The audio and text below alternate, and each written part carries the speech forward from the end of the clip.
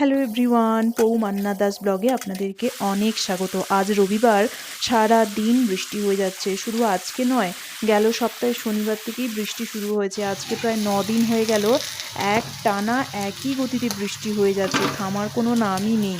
সামান্য বাইরে জামা কাপড়টুকু মেলতে যেতেও পারছি না। সারাদিন যদি বৃষ্টি হয়, বাজার দোকানও তো করতে যেতে পারছি না, এত বৃষ্টি। মানে ফ্রিজে যা মাছ মাংস ডিম ছিল সবটাই শেষ।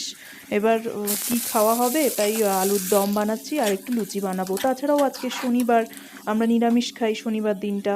তো নিরামিষ খেলেও আমরা কিন্তু নিরামিষের দিন পেঁয়াজ রসুনটা খাই, কারণ এখানে তো সারা বছরই শীতকাল, পেঁয়াজ রসুনটা শরীর গরম রাখে ভীষণ। তো সেই কারণেই আমরা নিরামিষের দিনেও পেঁয়াজ রসুনটা খাই।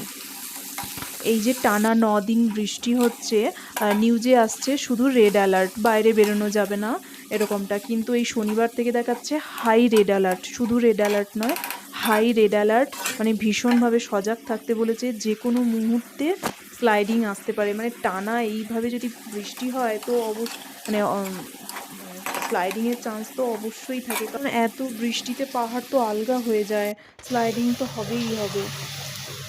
যাই হোক, আপনাদের সাথে গল্প করতে করতে আমার লুচি ভাজাও আমি শুরু করে দিয়েছি।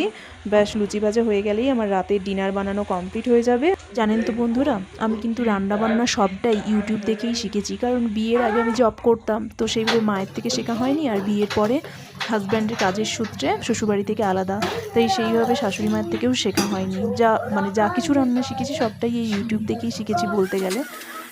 আর কথা বলতে বলতে আমার রাতের ডিনার কমপ্লিট হয়ে গেছে। ব্যাস, এবার আমরা ডিনার করে নেব। আর ব্লগটা আমি এখানেই শেষ করছি। যদি ভালো লেগে থাকে অবশ্যই লাইক, শেয়ার, সাবস্ক্রাইব করবেন।